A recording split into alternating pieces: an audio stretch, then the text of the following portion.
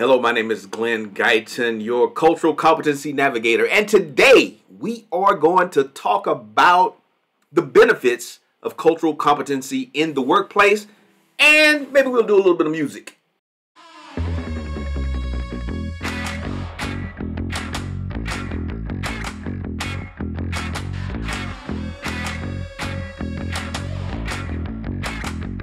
So I want to talk about cultural competency in the workplace.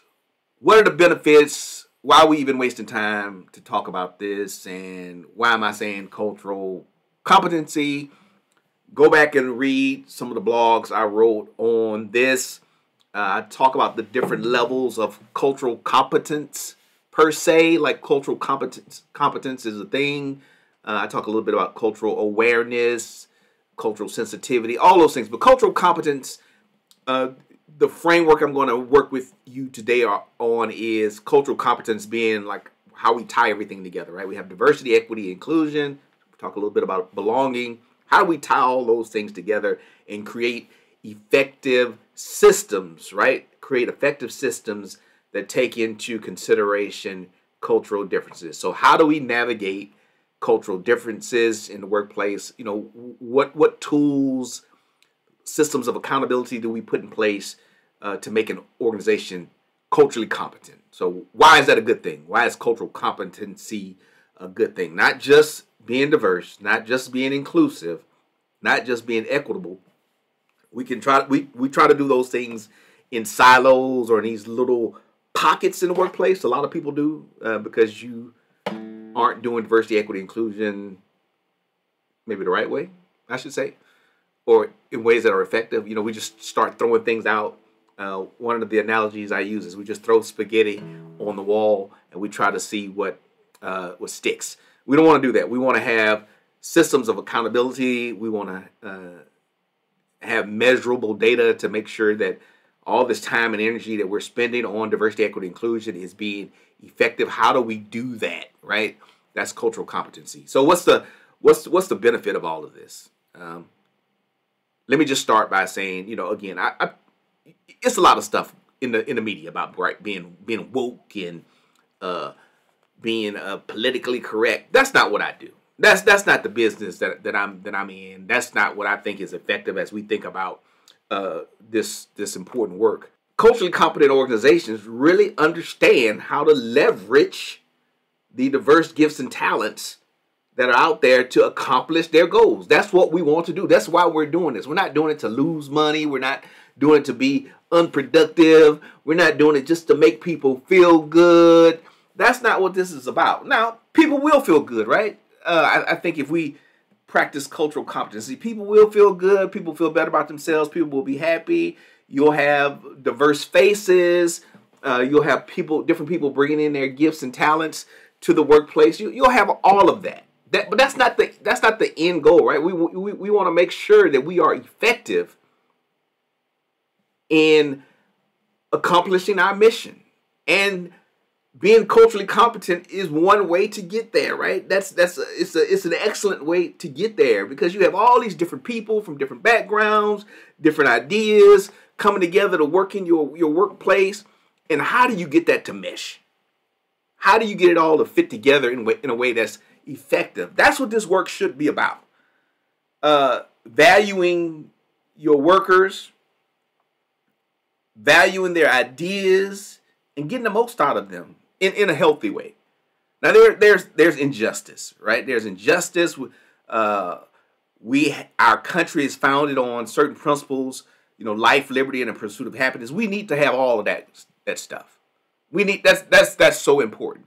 These basic human rights are important, and hopefully that's not even an issue in your workplace. Basic human rights, right? Valuing people for who they are. You know, we're not trying to undo slavery. Hopefully, I don't know what kind of workplace you work in, but that shouldn't be an issue. We're not subjugating women to abuse at a high level because women still have some challenges in the workplace.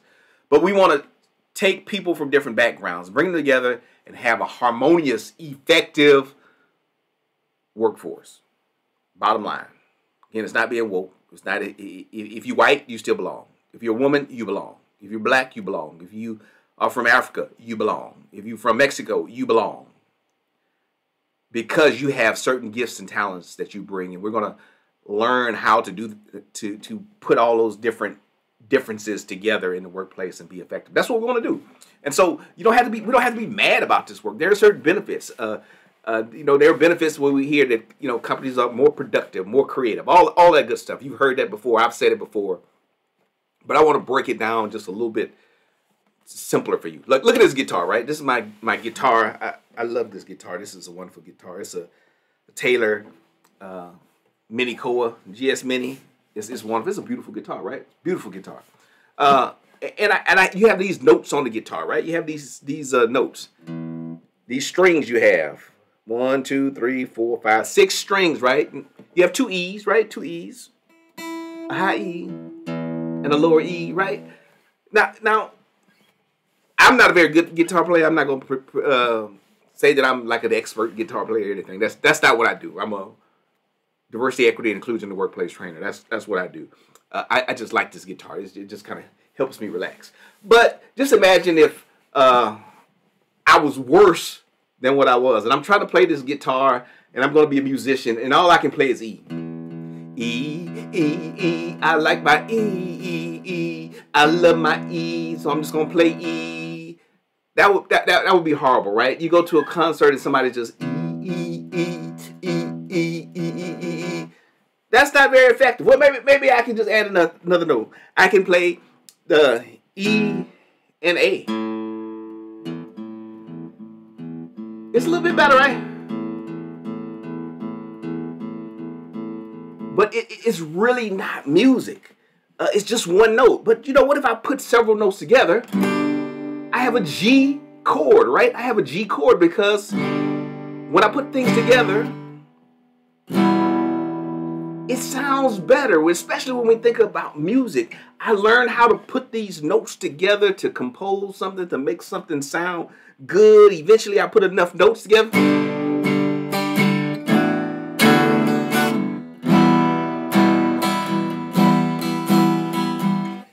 Eventually, you can start making music, right? You can start making a song. You're putting multiple notes together. You're putting multiple chords together, and you start making music. You start making something that's pretty, that's pleasing to the ear, and it can get more complex as you get more advanced. You can try different chords. So again, I'm not a guitar player, but you have bar chords that you can play. You have open chords that you can play. Then you have a G. You can play a G7. You can play an E. This is an E. Or you can play an E minor. Much different feel, much different sound. But you learn as a musician how to put all these things together. And that's how I like to think about cultural competency. Right? You take all these different notes, these different pieces, and you know how to mix them up in a way that's effective. Everybody's not an E. Everybody's not a C. Everybody's not a G. But you learn how to put these things together and make something beautiful. And some people do it better than others. Again, that's why I'm not a world-class musician. I don't know how to put these things together in the best way. And sometimes I need some other tools and systems, right? So if I can't transpose things and play bar chords, I put this thing on it, right? This is a capo. It's a system. It's a tool that helps me. That's what cultural competency is knowing areas where you are maybe a little bit weaker, where you don't have all that you need, and so you need some systems, some tools in place in order to help you put things together in an effective way. And so then you can utilize your skills.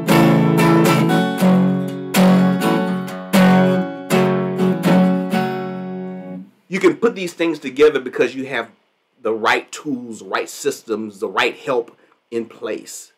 That's part of cultural competency. That's why we want to do this work. It's not just like, oh, all the E's are better. They like E's more than they like G's, more than they like C's.